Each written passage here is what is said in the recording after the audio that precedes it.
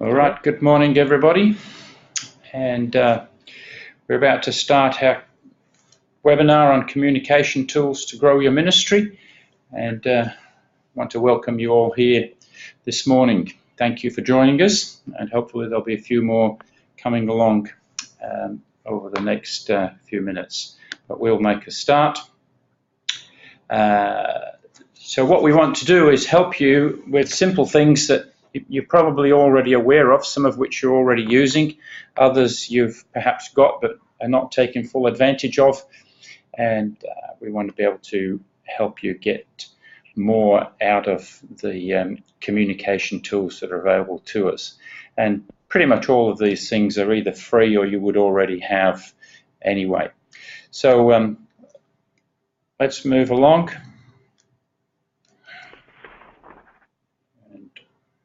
Do that. Here we are. Okay, so who are we?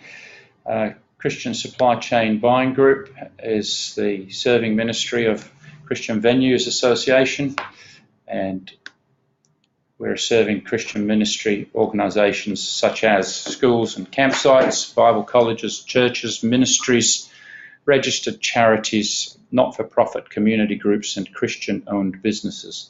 Maybe, I think all of you would be one of those, and if there's other people that you know that fit into those categories, you're welcome to let them know about Christian Supply Chain Buying Group and how it might be able to help them. We're not so much talking about the buying group today, but just about tools that will help you grow your business or your ministry.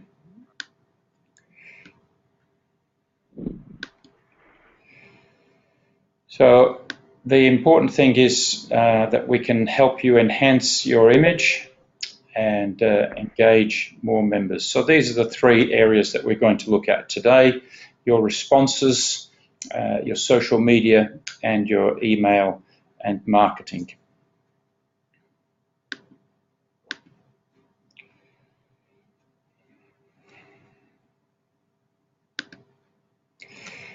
As you would be aware, our business scene is changing rapidly, and things are not the same as they used to be, and they won't be the same again in the near future because we're in a place of rapid change. Notice some of the big names here that are no longer businesses that you can do business with. Borders Books, a classic case of not keeping up with the times. Kodak, we all probably used Kodak film, had Kodak cameras when we were kids. There's the empty rack of Kodak film because nobody uses film anymore, and Kodak is no more.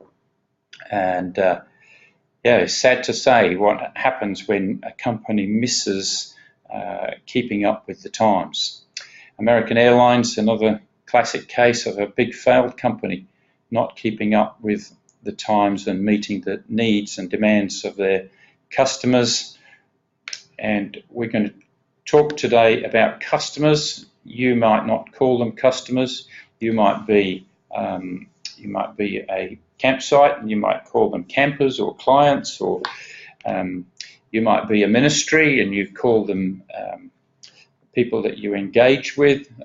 There might be members. You might be a church, you call them members, but essentially these are all the same type of thing. We sell a service. Sometimes we sell a product, but most of our members are not selling product, they're selling a service or an experience. And selling and evangelism go down parallel paths.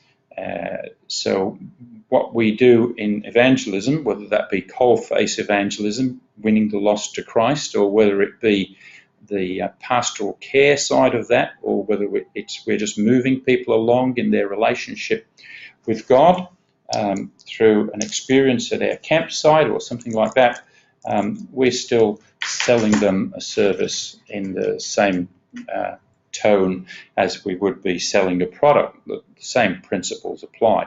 So we want people to engage with us, we want them to like us, we want them to come to visit our business or our ministry or our site, and we want them to enjoy it so much that they want to come back. So we need to stay relevant to where people are at. One of the things that we need to do is to engage them and maintain regular and quality communications with our existing clients. You need to be in a position where they are expecting something from you and they're expecting to know what you're doing, and as that happens, they will engage with you on a more regular basis. We also need to be taking strategic steps to show a real commitment to meeting our members' needs, and this is inherent in the gospel, I suppose, in that we always need to be looking out for others and putting their needs first and meeting their needs, and that's no exception in our business or ministry. We need to be looking out to genuinely look out for their needs and provide for their needs. And if we don't, that's what happens, what we just saw on the previous slide. Large companies go out of business because they're no longer meeting the needs of their members. And we need to exceed expectations of our clients or members in the service policy or pastoral care area. So we all probably have a standard that we want to live up to in our ministry, but people have other standards, and what they expect and what we want to deliver are not necessarily the same. What we should be aiming for is our service policy or level of pastoral care that we provide should actually exceed what they're looking for, and then we will always have happy campers, as they say. So let's deal with, first of all, your response to people's inquiry. And I'm all for getting us automated and having things that make life easier for us to do that job. So we're going to have a look at ways in which we can automate our responses. All right, so here we are. First of all, an inquiry comes in. I'm assuming, first of all, today that most of you are involved in the Christian camping ministry in some way or other. And so I'm going to be addressing a lot of my comments to that industry, but try and take away from that principles that apply to you if you're actually doing something else. So when you receive an inquiry, let's even step back one before that. Do you encourage people to make an inquiry? So I guess most places have a website these days, and on your website you've got information about who you are and why people should come and join you, etc. But have you got a place on your website where people can actually send an inquiry to find out more about you? Of course, we do try and put all the relevant information about our ministry on our website, but people always seem to have questions. And in fact, people want to be able to talk to somebody. So whilst we can encourage online inquiry because it's easier to deal with, we also need to be able to have the opportunity for people to speak to us by phone. So always having your phone answered is a great asset. And I know campsites are busy and they're running around and there's nobody in the office, but we've all got mobiles these days. We can divert our landline to our mobile and we can always answer the incoming phone call. And that's always a good thing to be able to do because people want, if they call you, they want to talk to you. The thing to do when you get an inquiry, whether it comes in by phone or whether it comes in by email, is answer it quickly and answer the questions that people are asking. I often call businesses and find that they want to tell me something that's not actually what I called about, and so we need to listen carefully to their questions and answer their questions so that they feel that they've actually got the answers that they were looking for. Now, when you close that conversation or when you close that email response that you're sending, we need to always make sure that we give them an opportunity to book into our site.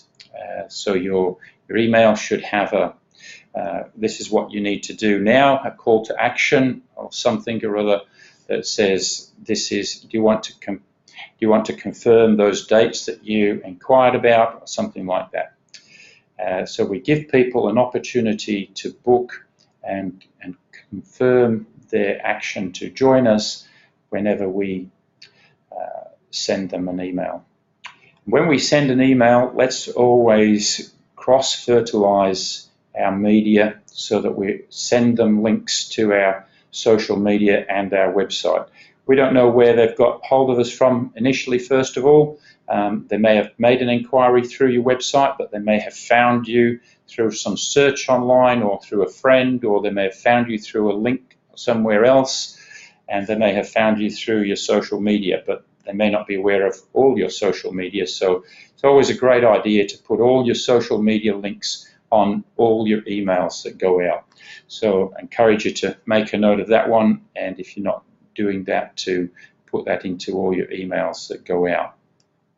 And of course to also put the links to all your social media on your website in a place where people can see that. We'll have a look at a few examples later on as we go along. And then when somebody books in and confirms that they're going to use your site, obviously you need to send them a thank you. Thank you for visiting our church. Thank you for visiting our ministry. Thank you for coming to Boys Brigade. Thank you for visiting with us. Thanks for camping at our site. And we just want to say thank you and appreciate them. And written communication is still far more effective than digital communication in that regard. So sending an actual letter, a thank you, something that perhaps is even handwritten. I got a letter from an organisation just a few days ago, and there was a post-it note stuck on it with a personal handwritten note from the owner of the business for me, as well as the printed material that he sent me. And I thought, that's personal, that's somebody paying attention to me, and I like that idea. And of course, once somebody has been, it's always a good idea to find out what they thought about you. So suggest that you take surveys. There's a number of online survey tools that you can use. We'll talk about them a little bit later on. But you want to know what was the best things that they enjoyed about being with you and what things that they weren't happy with. Sometimes we don't like to hear criticism, but if we don't hear criticism, eventually we will hear nothing, because people won't be coming back if it's nothing's being attended to that needs to be attended to. So I encourage you to request the opportunities that people might be able to tell you where you can improve. I've been to motels and camps, and some things were not very good, but they didn't give me an opportunity to tell them, so I just walked out and decided, well, I won't be going back there. And we don't want our members, our clients, our customers to do that. We'd like to know what they were unhappy about so that we can fix that up.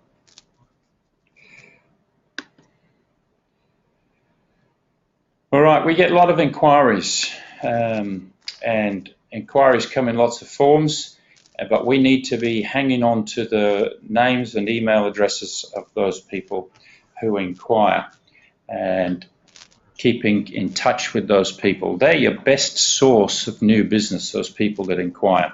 Of course, if you're getting an inquiry from a venue finder, if you're a CVA site, there is a restriction on that until they've booked, and you would well be aware of that. But any other inquiries that you get, whether they be phone or email or via your website, and that's always a good idea to have a web page where they can write to you on the web page itself rather than just an email, because people are getting lazier and lazier, and so the less clicks and things that they have to do makes it easier for them, then that makes it easier for them to communicate with you. You want their inquiry, and with that inquiry you've got a person who is looking around for something that you have to offer, so let's keep in touch with them. Now, how do we handle that? We need to get them to opt into our mailing list. So your communications back to them, if you're sending an email back to an inquirer, you need to say we've added you to our mailing list or our newsletter or our communication, whatever you call it. And that is an opt-in because they've written to you, you have got permission to add them to your list. However, you don't have permission to add people to your list that you just know their email addresses or can gather. So those people need to double opt-in because they've not communicated with you. So that's where your website and your social media gives you the opportunity to tell people about you and your newsletter and give them an opportunity to choose to opt in. So they fill in their name and then they'll get a communication back from you that says, do you really want to opt in? And then when they confirm that, they've double opted in. Of course, anybody that opts in has to have the opportunity to opt out. So you have to have an unsubscribe opportunity with your mailing list so that people can not receive your communications if they don't want to. And it's good to put the opt-in button for your newsletter on your website so that people can actually join up from your website and put samples of your newsletter on your web as well in another page so they can see what type of communication they're likely to receive. When you get a booking, somebody confirms that they're going to take some set dates at your campsite. Obviously, you'll send them some kind of booking confirmation. And there is a number of details that have to go in there. And I don't plan to go into all of those details that you might be sending them today. Obviously, you've got to confirm the date and place and send them your address and how to find you and all the conditions of using your site, etc.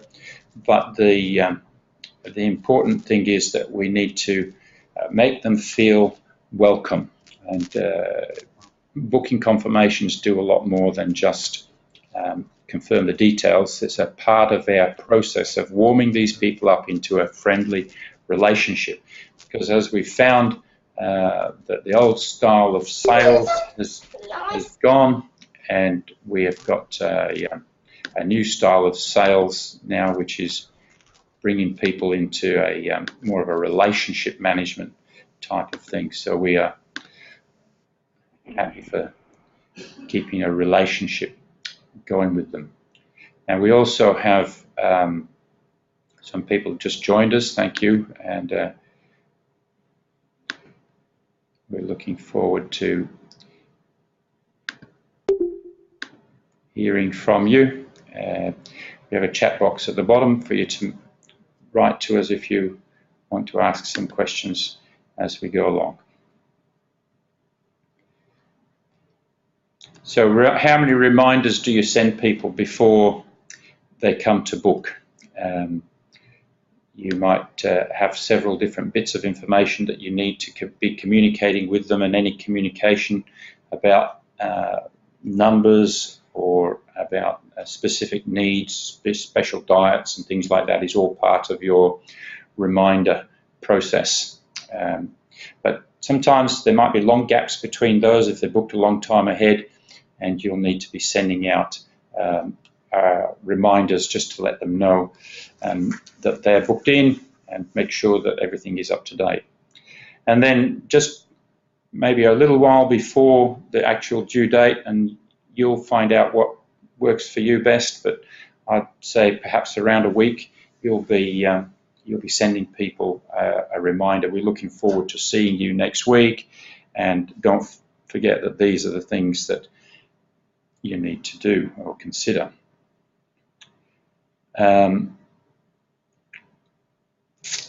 I'd suggest that these email responses that you send out, you have a set of templates already prepared, and that if you use templates, it makes life a lot easier than trying to write an email every time.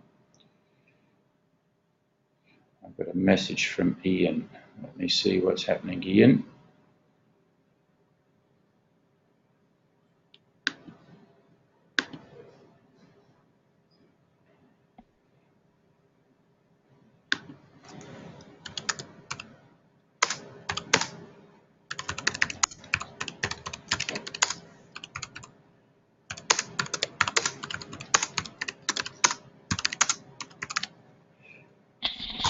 Okay, just sent a message to Ian. I sent a message to all, actually. Ian, can you hear me? Yeah, you're back on now, Howard. Okay, good, thank you. I just disappeared for a couple of minutes. Sorry, I just fell asleep. Don't know what happened there. We'll just mute you. And Taryn, can you hear me? Taryn, can you hear me? Okay, I'm not hearing Taryn. All right, so we'll move on. Here's an example of a hotel reservation confirmation.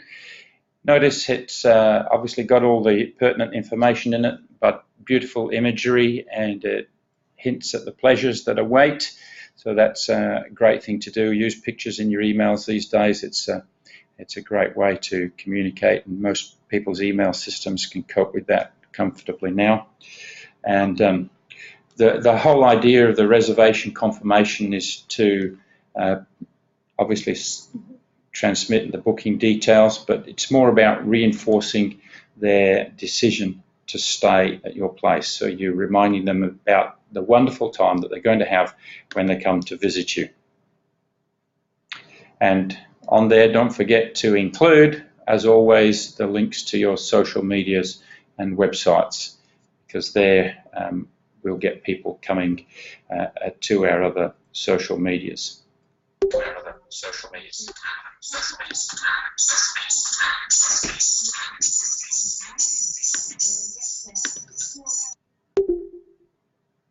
All right, so let's have a look at social media.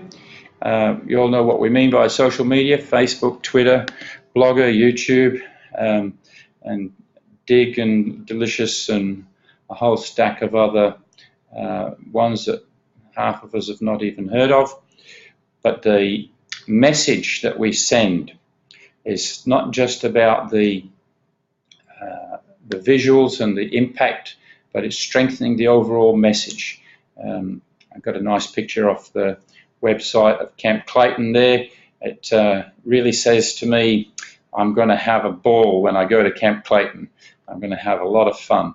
And that's an important part. The visual obviously says a picture's worth 1,000 words, as they say, but it needs to be strengthening the whole message about what we're about. So let's keep in mind all our communications should be focused on the message that we want to deliver to them. And so we need to encourage people to connect to our social media, whatever you're using. And these days, I think anybody that's in a ministry really cannot afford to not have a business page on Facebook. I was down at Camp Wilkin some time back, and I took this photo of the sign in their welcome area. Check us out on Facebook. And that was before it was really that popular to check in on Facebook. But if you see at the bottom left side of the screen there, that's the check-in button on your Facebook. And lots of people check in to lots of places these days.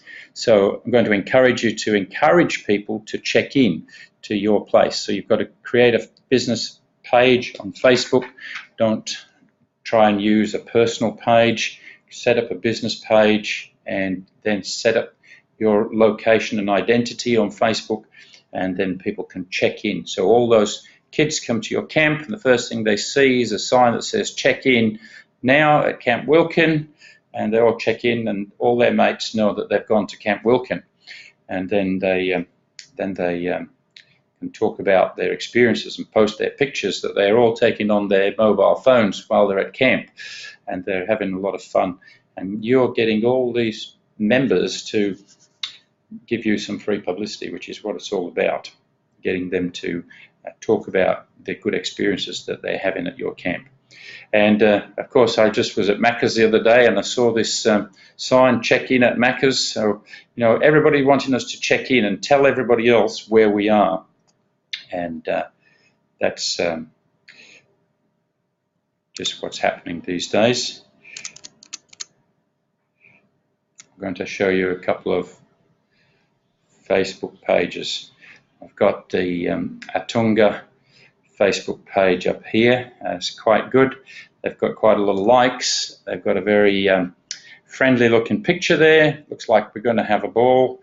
And as we look down their page, we've got pictures of stuff that was happening. Somebody just had a wedding there. What a wonderful thing to put on your Facebook page, the wedding. I want you to see here on the left-hand side, they've got apps. So you can actually make a booking inquiry via the Facebook page, which is fantastic. And there's lots of pictures. They're welcoming people. And you might notice there on the left that Christian Supply Chain Buying Group wrote on their webpage a month or two back, and people will see us. So why don't you write on somebody else's page, and then they'll see you? Why don't you like Christian Supply Chain on Facebook, and then people will see you on our Facebook page?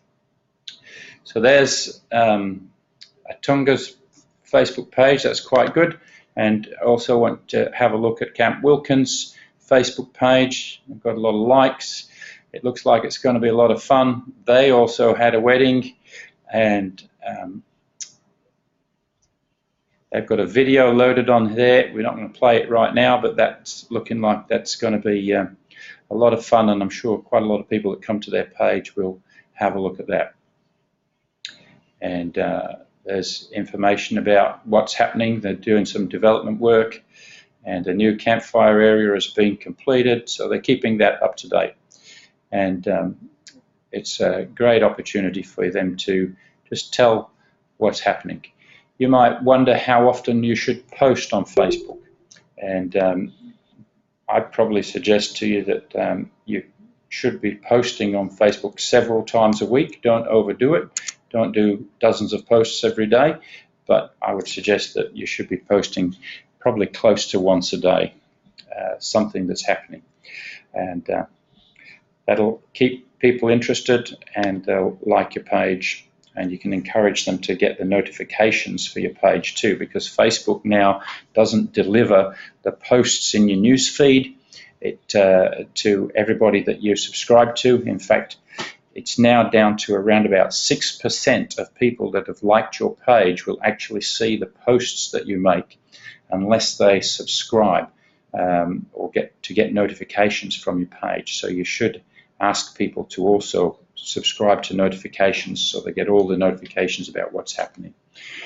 The social media world is very busy now. There's lots of different social medias out there.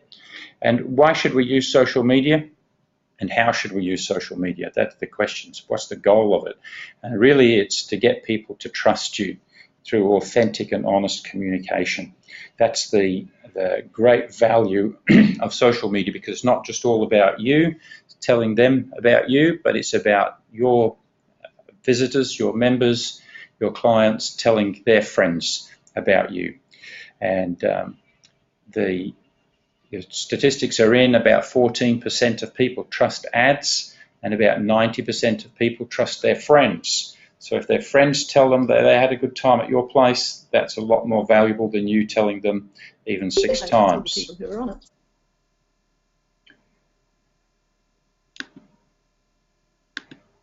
I've got some new people joining us. Welcome, Jan. Okay, everybody that's new on the webinar, just check out on your control panel, the bottom blue line says chat. You can open that and send a message to us if you're there.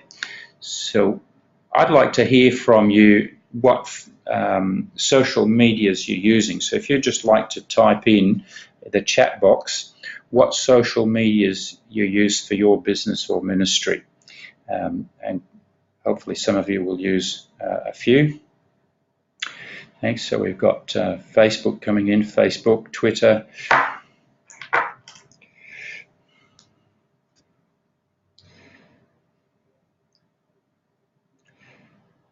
Okay, somebody's not using any Facebook. Okay, Google Plus. Yeah, Google Plus is getting a bit more of a platform. Somebody has a Twitter address but not using it. You do have to spend a little bit of time to build up your followers in Twitter, but like any other social media, I'd suggest that if you're going to use it, you spend 5 minutes every day on each of your social medias, and you just dedicate 5 minutes to going to put in a post and find a few people to connect to. And if you start to build up your clientele in that way. Also, LinkedIn is worthwhile having from a professional point of view. You can have a professional page on LinkedIn and post information that's perhaps more targeted to the decision makers rather than the campers that come to your site. So yeah, looking at getting a LinkedIn page, and then you can get your members, your clients, to start spreading the word for you. Okay, so I see a few people don't have any social medias. It's getting to the stage now where most of the kids that would come to your site would have Facebook, but they'll have moved on in a lot of cases. A lot of them have moved on to other things, but Facebook is still very widely used. You know, there's about 11 million Facebook accounts in Australia. So that's about half the population are on Facebook. So we need to be there. If you haven't got a social media platform in any of these ones, these might be worth you getting your URL saved. Now, your URL is your business name that you use. So when you create your Facebook page, you call it Alexander Park or Alex Park if you're up there. Whatever the name is that follows the address of facebook.com, that's your URL, the whole thing. And you want to save the URL in the most used social media platforms before somebody else gets it. So get the handle, as it's called in some media, and get the handle sorted out and saved, even if you're not using it, so that you can use the same handle across all social media. And using that, then it makes it easier for people to find you if they're on a different social media to what you've been using. At least you have a presence. Now, if you have that presence, but you don't have time to set it up really or use it, I'd suggest that you just create it and put a picture and then put a pointer to your website and say, we're not currently using this site, but you'll find more information about us here at this web address. All right, I have a question from Taryn about what's the point of Blogger or WordPress. In Facebook, Twitter, and the other Instagram, Pinterest, it's either picture-driven or small amounts of words. If you write large stories on Facebook, people won't read them very rarely. But if you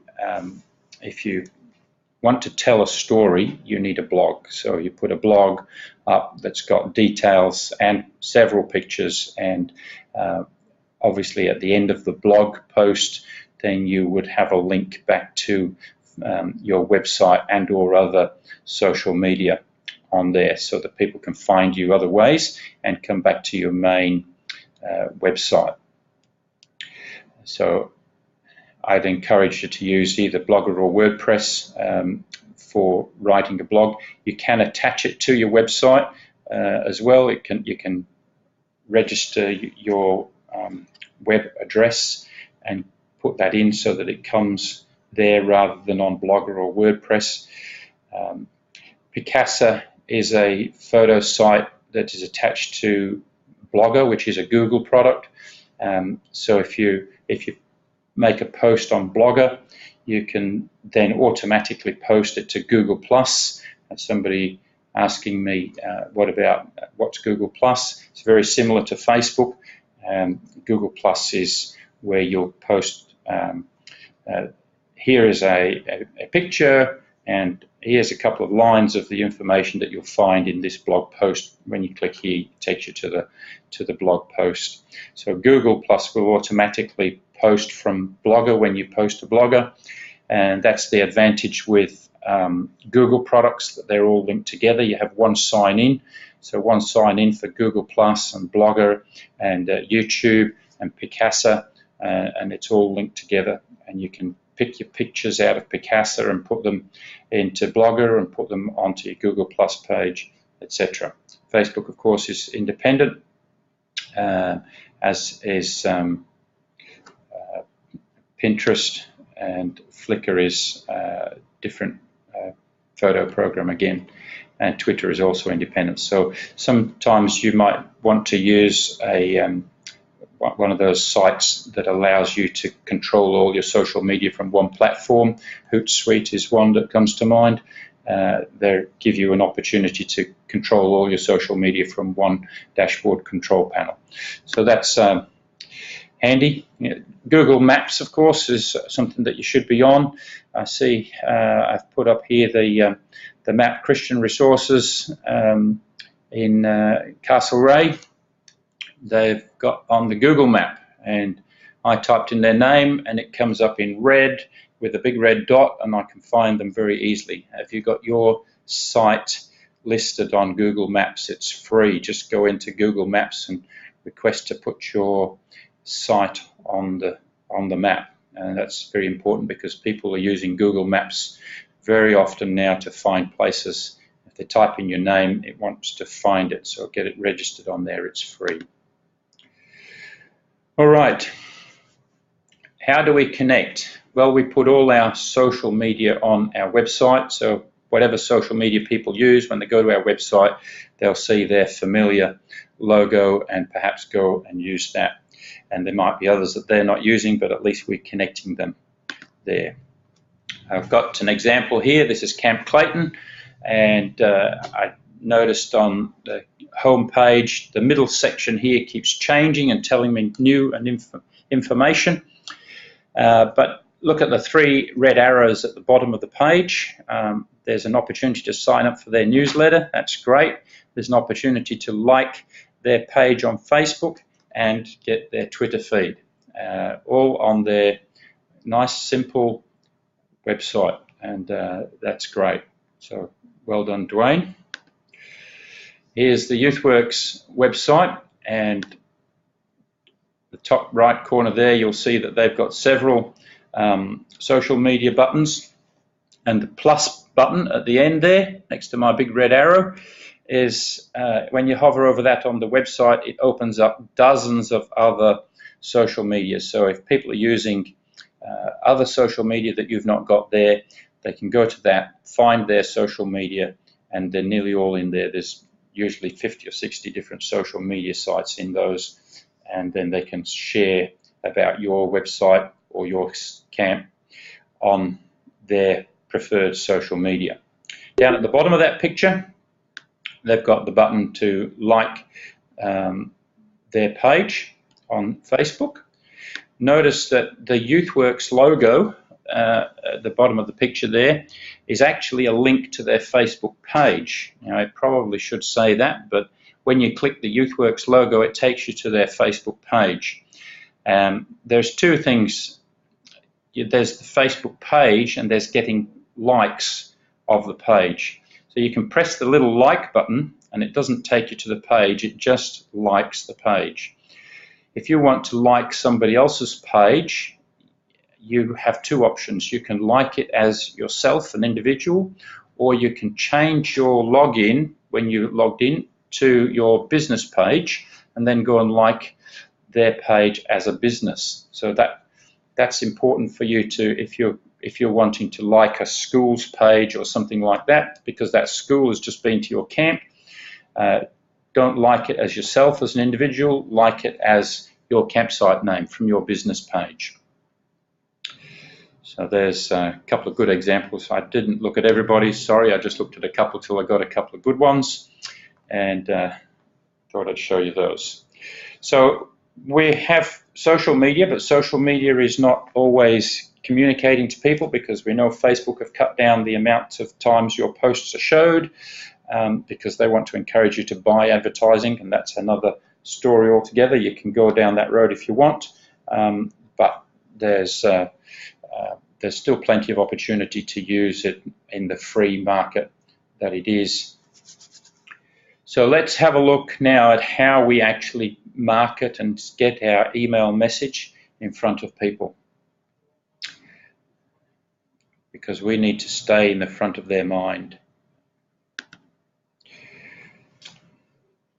So we all have, in our ministries, we all have key different stakeholders.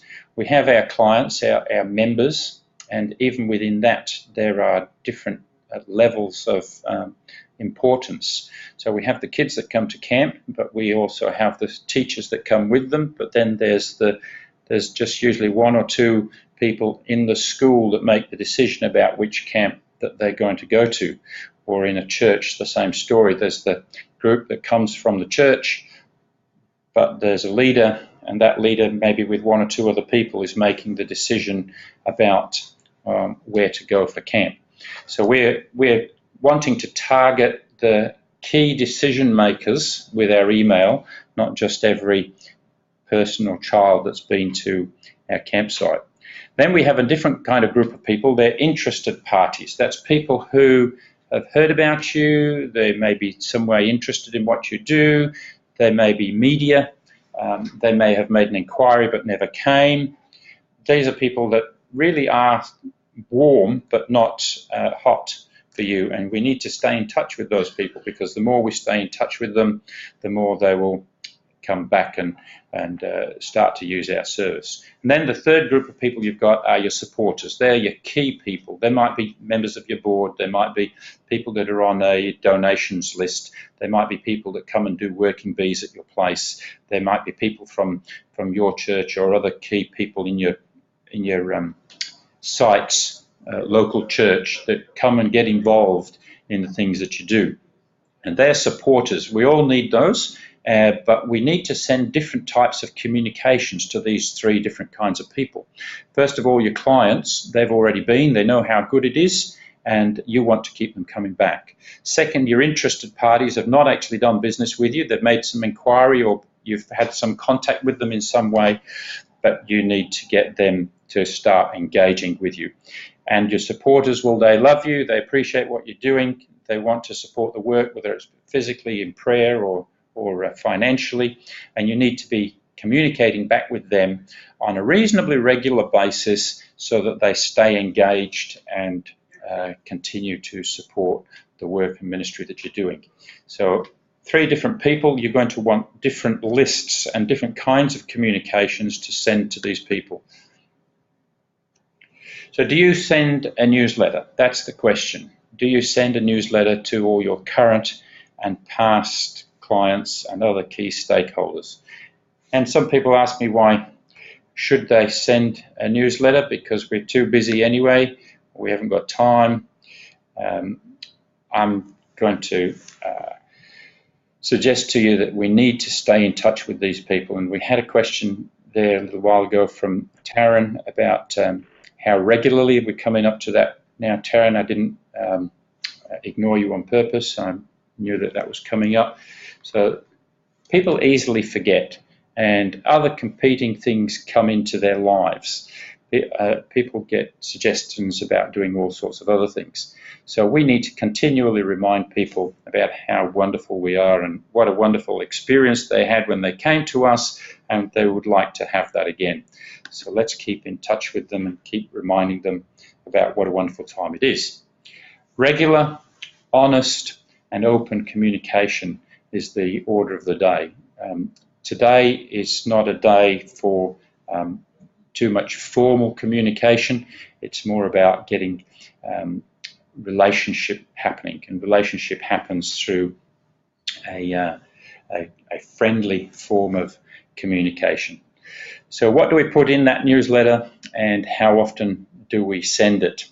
Well, the stats that were in last year on non-profits, the questions were asked of people: how often do you expect to hear from a non-profit that you're connected to? And the answer was, or the highest frequency that was nominated was monthly, which was nominated by 42% of people that are connected with a not-for-profit. So, you know, we may have a reason to do more or less than that, but I'd suggest that your clients and your interested parties should probably be hearing from you approximately once a month. And you're telling them about the new things that you're doing. You're telling them about the exciting things that have been happening. You're telling them about the plans that you've got for the future. And in 6 months' time, we will have our new shed open, or we'll have our new activity open, etc. Keeping it fresh, keeping it interesting, keeping it alive, and telling them stories. And then the supporters will need a different kind of content. They're not people you're trying to get to come and use the site as a paying guest. They are the people that you're trying to get involved, that they'll continue to pray for you. So you need to put your prayer needs in there. You need to put your action plans. This is what we're planning to do. We will need help with this, and we will need help with that. These are the dates of the working bees. Here's a picture of the last working bee with Bob the builder and his friends doing a job on our place, and we all had a great time, and there's a barbecue afterwards. And it's about engaging your people. So we don't want to just tell facts.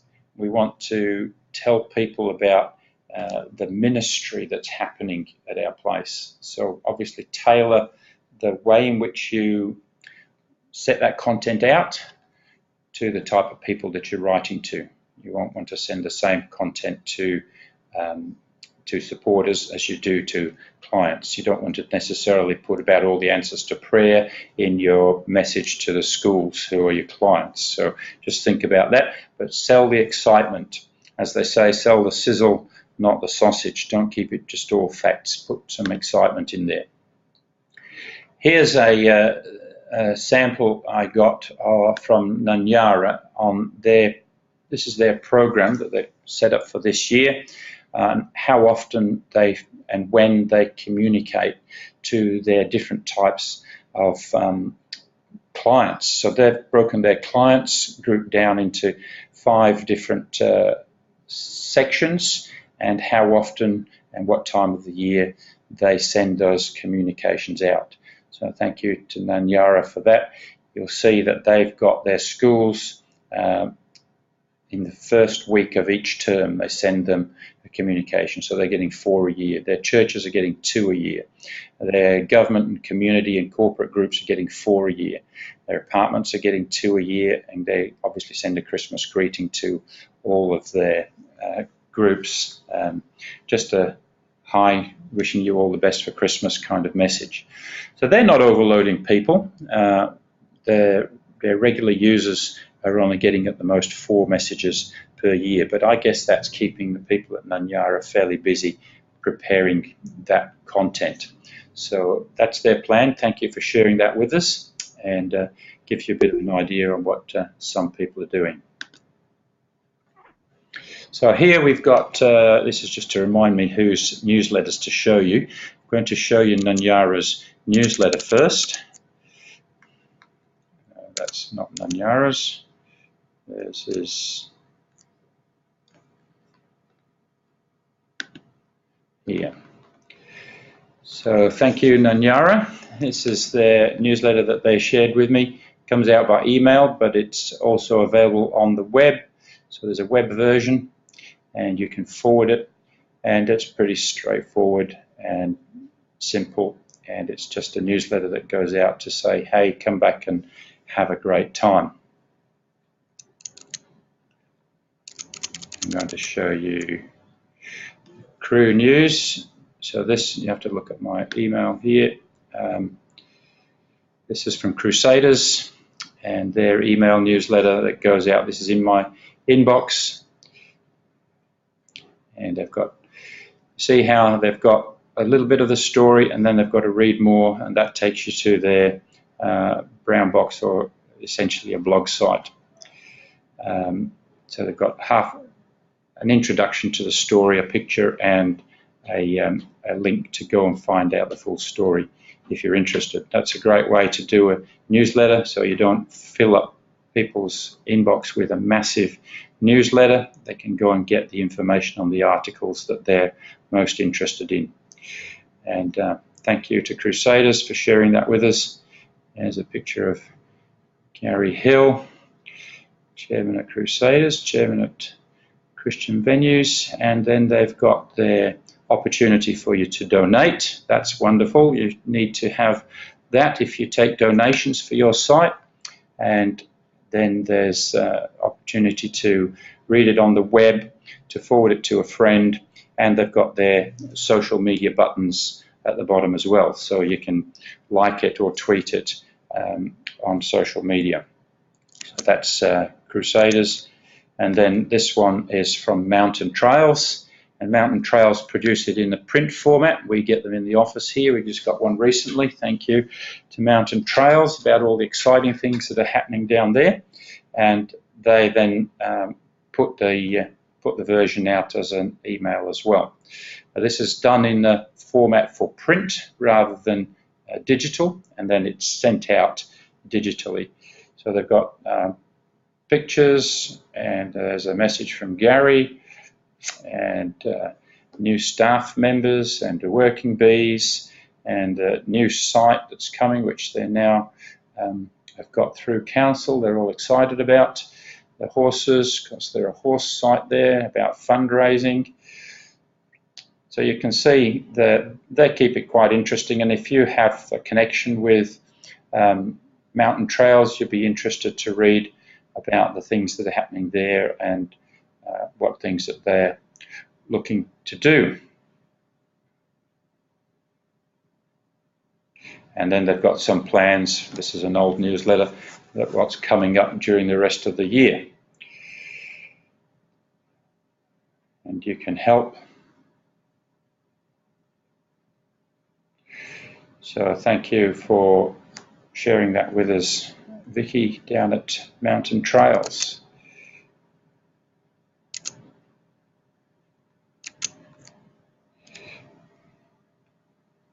So let people know what's happening in your neck of the woods.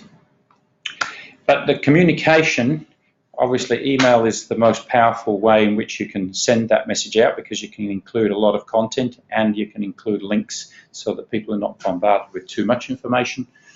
But it's only as good as the data you've collected. And one of the things that we're doing here constantly is keeping our database current and up to date. People move, people change emails. It's a constant thing that you just have to keep doing to keep your data in good shape.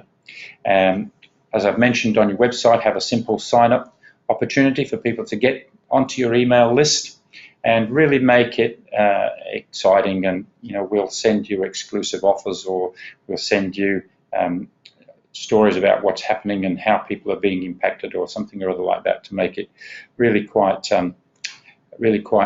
enticing for them to sign up for. Just make sure that when people do sign up, that they know what they're signing up for. Nothing worse for your staff to see you've got all these people signing up for your newsletter, and then they're unsubscribing after one or two issues because you're sending them too much, or you're sending them content that they weren't really expecting. So make sure that the content and the frequency is clear in your message. I'd suggest that you use a system that's both simple but that covers these key elements. A system that's pre-built, so you don't have to use email from your servers. Of course, that can get you banned from your ISP if you send more than 50 emails at one time out of your own sent box. You can find that your ISP might ban you, and that happened to me in the early days when I didn't fully understand this and used to send lots of emails. And so you just have to be careful. Use a system that allows you to bulk email to your members and friends and associates, etc. You might get thousands of people on these lists eventually, so you need to be prepared for that. You need something that can split your lists for different purposes, as we've spoken about, and schedule your emails at best times. I know that the best times for sending emails varies for different people, and if you're sending an email to schools, you know that that's going to be read by people, the teachers, usually in office or school time. So you're wanting to send that probably about 8:30 in the morning, so that it's just come into their inbox when they check in. Whereas other people might have a different format of checking their emails. So understand where your best times are. Something that provides you with templates so that you don't have to do all the graphical work. It's very simple. You just plug and play, put a box there and information in that, add a picture to this box, etc. Autoresponders I want to touch on quickly. They are very valuable tool. If you have an autoresponder, what that does is it says that if you sign up to our newsletter, we'll send you a few different newsletters or communications. And so you can tailor how you talk to those people. You might send them half a dozen different messages that tell them different bits of information about you. It's all set up, so once they come in and are registered, they'll get one a week or one every 2 weeks or one every 10 days or one a month, whatever it is that you've set up the period for on your autoresponder.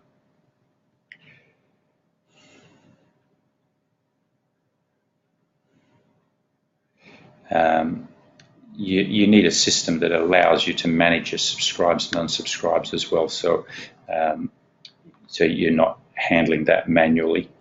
And you want to have some analytical tools that will help you to see what's actually happening.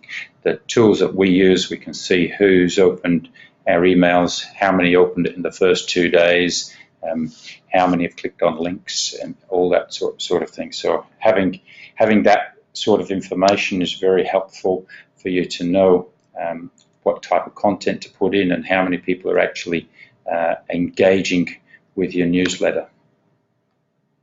So that tool that we use is Constant Contact. I'm going to just play you a very short video clip now on their overview. This is their page, and it's on here. We'll just open this.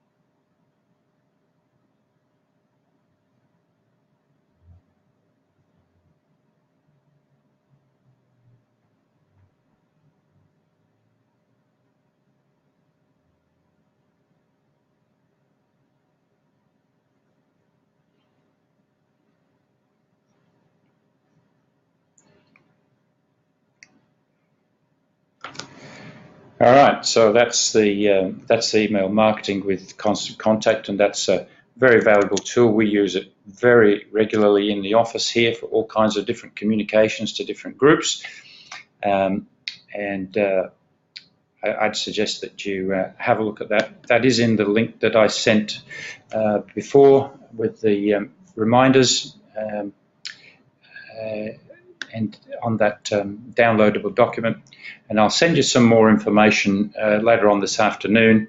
You can get things like Constant Contact on your mobile phone. You can check all your stats on it, etc. So that's a very valuable tool, and it's very easy to use. The other thing is social media and all our electronic and digital age, websites, etc., does give rise to some areas of risk, and we need to manage that carefully. And you need to have a social media policy in place, and it's also a good idea to have a look at social media insurance. And our member Greg from GJIC Insurance Consultants is able to offer that. In fact, we wrote a blog about that not very long ago, and I'll see if I can quickly get to that and just give you a look at that. This is our back office of our blog that you're looking at now.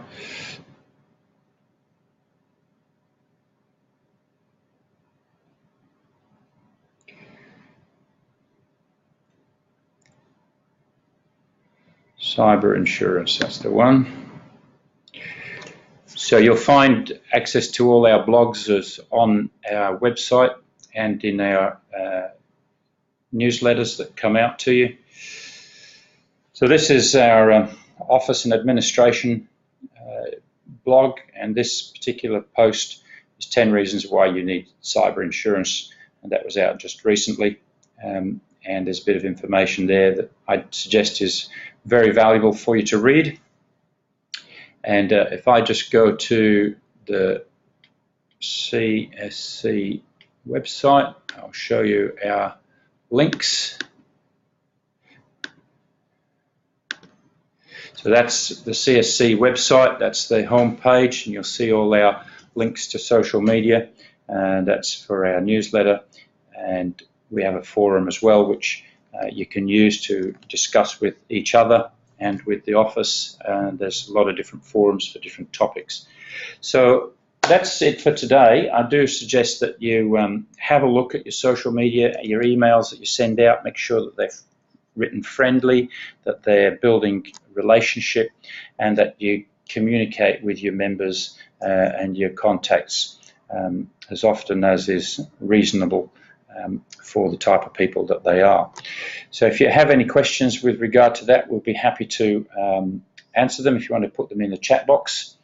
But otherwise, we're going to wrap it up in a couple of minutes. I'll try and answer any questions if there's anybody who wants to put a specific message in there.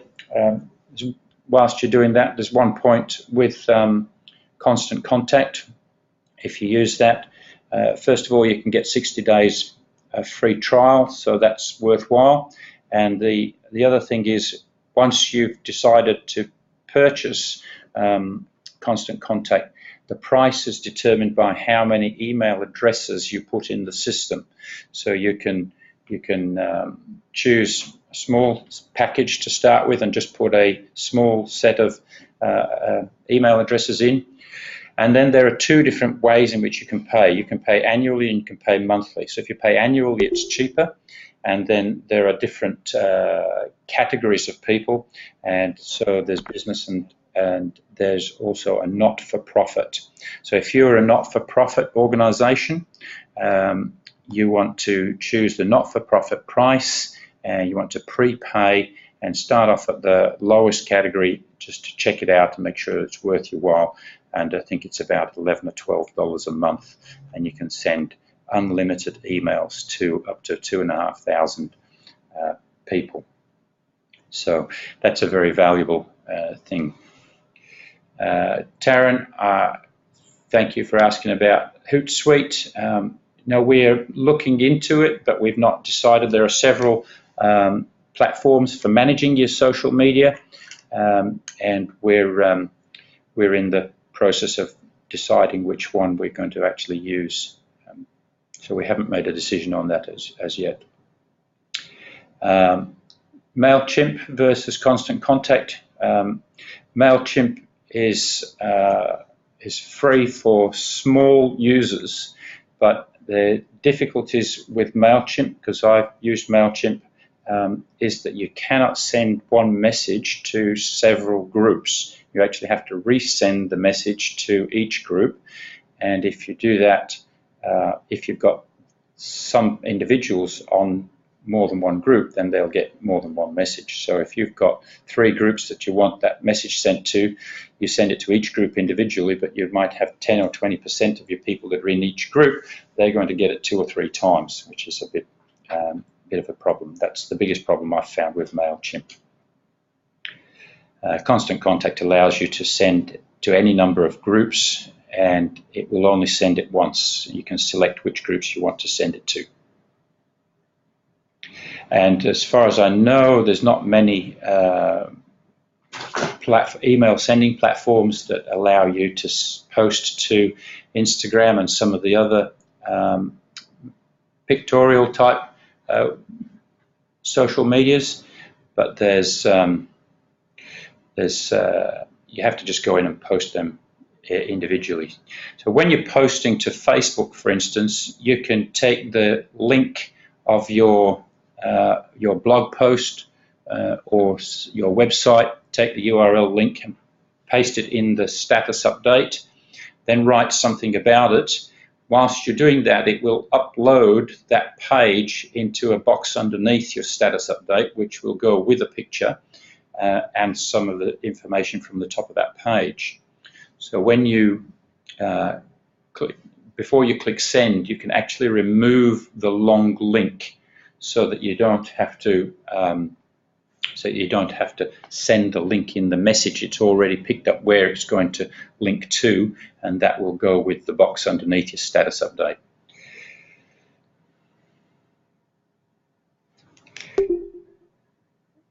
Kev, thank you for your question. Maximum 50 in your emails, like through your Outlook or whatever you use. It's not limited by your software server, it's limited by your ISP, and a lot of them will just bump you off if you're sending mass emails, and 50 is the smallest limit, I think. So if you sent an email to somebody and then you put CC or blind CC and added a whole lot of other email addresses, if you get to 50, it will probably stop you. Whereas Constant Contact, the smallest grouping is you can send 2,500 emails, but that's the smallest package you can buy. But there's much bigger packages. You can go to unlimited numbers of emails and send hundreds of thousands if you have that many contacts. So once an email is sent from an email sending platform, it means that you're not using your ISP. You're logged into their website to send it, and you're sending it via their website and their ISP, and they've set up so that that's allowed by their ISP that is hosting their site. So you don't have the problem of sending multiple emails out of your Outlook. All right, thanks for that, and thanks for the comments and thanks. And if there's no more questions, we'll draw it to a close. But do suggest to you that you have a look at that blog, which you'll find B for Blogger on our website there, and you can go to our blog and have a look at that blog on the social media cyber insurance from Greg, and you can get cracking on your social media and designing your emails so that it simplifies it for you, and get communicating with people. If If we take it out of the digital age and we go back 100 years, people used to talk to each other. And that's really all we're doing, is just the digital age is allowing us to talk to more people at once. But let's keep it friendly in the manner in which we like to talk to people, and then we'll engage people and they'll engage with us in our site. So thank you very much, everybody, and let's keep the content of our messages relevant. Let's keep it honest, open, and we'll share and encourage people back to using our ministries and telling them about what we're doing and the excitement that's happening. And this afternoon, you can expect in your email, we'll send you a short message with the links to the things that we've talked about today. So God bless you all and have a great day.